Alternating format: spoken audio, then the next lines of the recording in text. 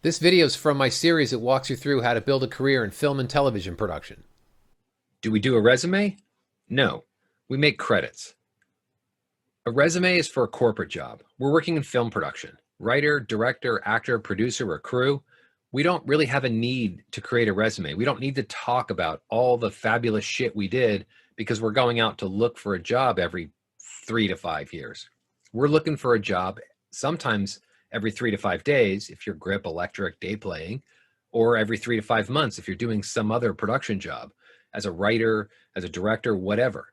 You need to keep your credits up to speed. They have to be up to date.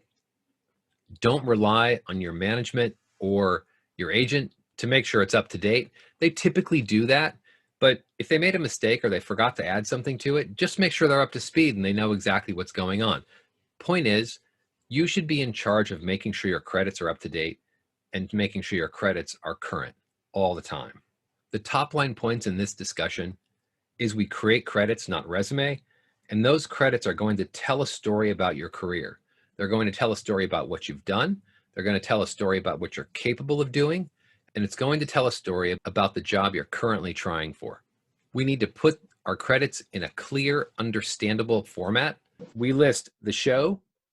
So I'll show you an example of mine in just a second. And mine's very old. I haven't been in the grind of producing since 2009. So some of the stuff will be old content. But the point is, we list credits, a single page, who our direct boss is, and maybe what it is, whether it's feature, television, reality, whatever. We are also looking to include shows that support our target job. So I may go out and do some commercial that I made somewhere, or just because I needed to make a living or a friend asked me to do something as a favor. I'm not going to include that on my credit list unless I need to bulk up. That's the exception to this rule. Unless I need bulk to fill a page, I leave it out. And as I start to fill the page and I have more relevant and interesting content or projects I've worked on, I'm going to drop off the things that aren't relevant to what my goal is as far as my target job. And the other thing I say to people in their credit list, include the software, just a literally one sentence of what kind of software you are accustomed to using. Obviously, Word and Excel and those kinds of things, no one really cares because everybody uses them.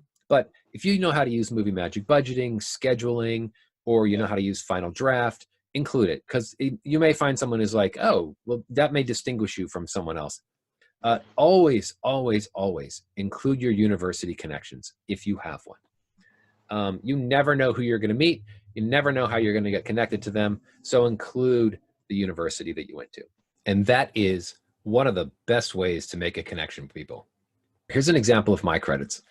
I think this is 2000, when is it? 2012 was the last time I updated it. I don't remember why. I think I was getting on some movie or some project for Sony at the time, and they wanted a resume or credits list to show executives for approval. But anyway, so I break it down by my experience as an executive, as a CFO and a head of production, and then later on as earlier in my career as a producer and a line producer, and then how I started, which was in finance and accounting and the projects I worked on. And then before that, I was a media supervisor at an agency working on the Sony Pictures business, which was Columbia and TriStar. And the only reason this is on is because of this right here. Big titles, big names, Bugsy, Terminator 2, The Doors, Basic Instinct, Hook. People go, okay, this guy has done big shit. Truth is, between you, me, and the fence post, they're big titles. I was a marketing guy. I sat in a room and built advertising plans. Did I have anything to do with production? Absolutely nothing. But the people who read my resume, especially the executive here who hired me for this job, she saw all those big titles and she thought, oh, I was like 30 at the time, I think, or I was 29. She was like, oh, he's worked on big features. I want feature people to work at Harpo because we're doing television movies with a feature bent. And she couldn't find someone who wanted to work in television to be a production executive who had a feature background. And I think that's why I wound up getting that job, is because she saw all this stuff on my resume and thought, oh, okay, well, here we go. So the point of this story is that if you work on big things that people identify with, include them. They don't have to put all the detail of what it is, but just stick it in there because it will stick out, make it bold, and make it easier for people to find it. The production accounting work is very specific about kinds of things I did, right? Just kind of where I started out and all the stuff I worked on, from the Michael Jackson This Is It movie to Home Improvement and Ellen. And at some point in my career, these titles weren't on any of my resume, right? Home Improvement was, so Home Improvement was put at the top. And then below that was Betty White, which was a pilot, and then Ellen. And then these features I worked on. So when people were looking at it, they're like, oh, okay, feature background, big #1 rated TV show at the time, and streaming didn't even exist. So, it stuck out. It made people go, okay, we want to work with this guy.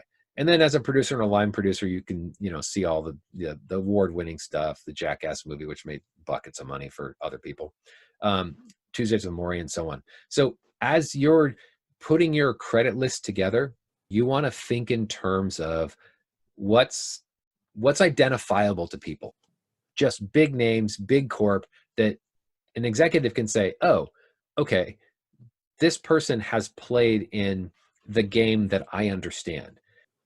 Which leads me to the next thing. One of the things that I see often people will do on their resume is out here at the end, they will often put the executive that they worked with, or their hiring manager, or the person who sat above them, so that when you send your credit lists out, the first thing I'm going to do as an executive is I'm going to go down the list and see, do I know anybody who worked on Tuesdays with Morrie, or David and Lisa, or Jackass the movie? If I do, I'm going to go call that person and say, hey, what's your experience of Tim? And if you get a glowing review, I'll go to the next one. And then same question. So you're just kind of clipping down. You want to make it easy for the person, their hiring manager, to be able to find the person that they might know. So I see that often, and I think it is helpful, and it is valuable as for an executive who's trying to make a decision about who to hire. That's assuming they haven't already hired their friend who they got a referral from, right? That's the other big distinction. So in summary, credits, not a resume. Include shows that talk to what you do and what you do well. Projects that show the vertical you want to work in. The exception to this rule is when you need to build bulk.